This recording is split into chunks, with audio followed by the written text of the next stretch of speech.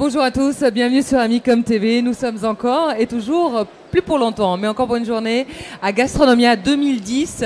C'est le salon des professionnels de l'hôtellerie et de la restauration. Et j'ai la chance d'avoir l'une de ses représentantes, et pas des moindres, Madame Michèle Lichty. Bonjour et bienvenue.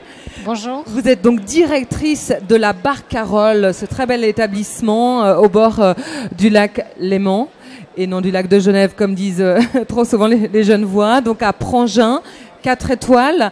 Un bel établissement, mais 39 chambres. C'est pas forcément évident, vous n'avez pas une énorme capacité. Il y a pas mal de demandes. Et comment on arrive à se comporter dans le marché alors qu'il y a évidemment beaucoup de concurrence, pas loin de là, dans les grandes villes, à Genève et Lausanne?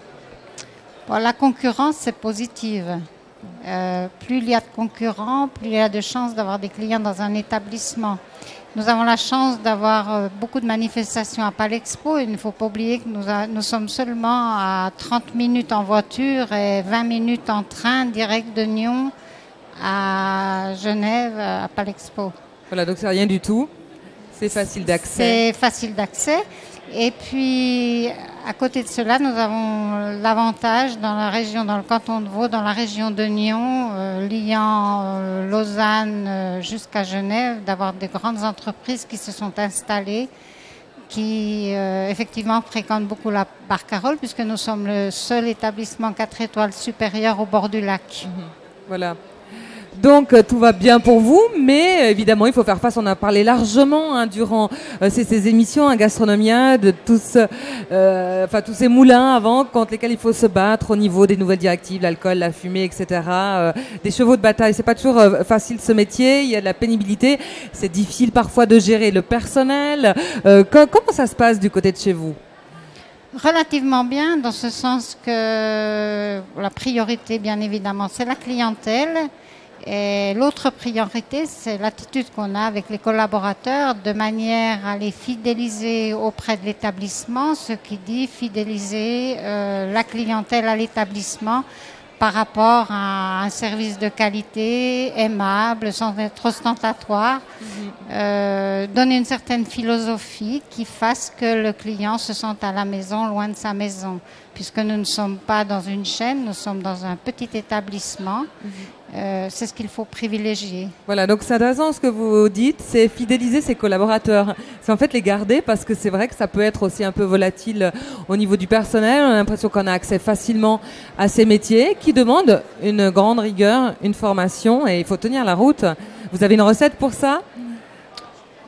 J'ai certainement une recette vu que je suis dans le métier depuis plus de 30 ans, donc j'ai vécu dans le monde entier, j'ai travaillé dans le monde entier, donc j'ai apporté aussi de mes expériences à l'étranger.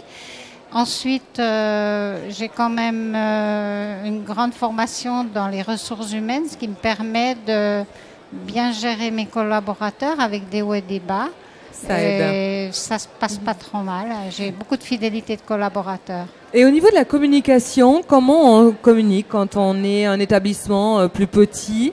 On n'a peut-être pas les mêmes moyens, évidemment, que les grandes chaînes hôtelières. Et il y a cette nouveauté, ces communications, évidemment, Internet, les réseaux sociaux. Est-ce que vous y avez accès? Vous le faites également? Vous avez des webmasters pour des sites? Nous avons déjà des partenaires, c'est-à-dire que pour la clientèle individuelle, surtout de week-end, nous travaillons avec Private Selection, beaucoup avec la Suisse Alémanique, qui m'a permis de développer ce marché.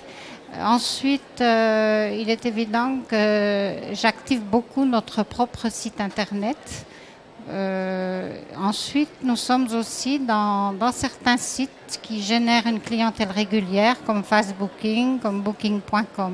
D'accord. Et puis il y a ces sites qui existent, ces forums, qui incitent évidemment les consommateurs, à communiquer sur ce qu'ils ont vécu dans tel ou tel établissement, ce qui n'est pas toujours vu d'un bon œil de la part des hôteliers ou des restaurateurs, parce que finalement on vérifie pas toujours les infos.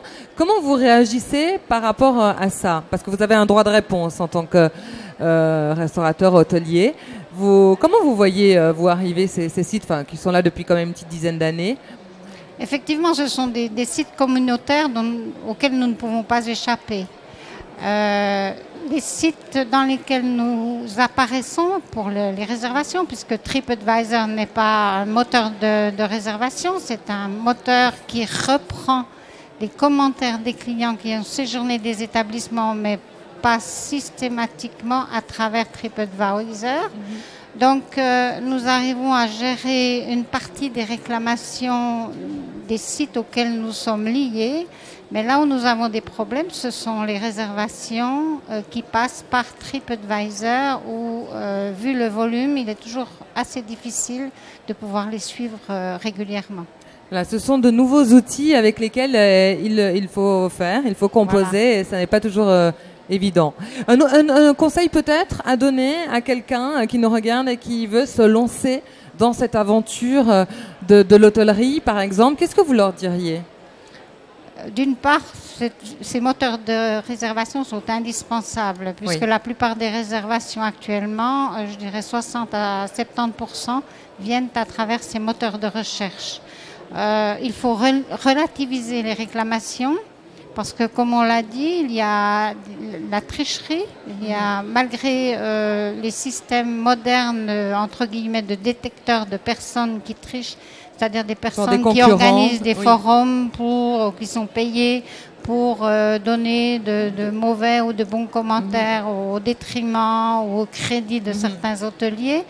Il faut aussi regarder, il faut mesurer le nombre de réclamations sur un même point de vente. Je vous donne un exemple, sur un petit déjeuner ou sur un déjeuner, si on a 3-4 fois la même réclamation, là ça devient très important et c'est bon d'en tenir compte. Voilà, d'en tenir compte.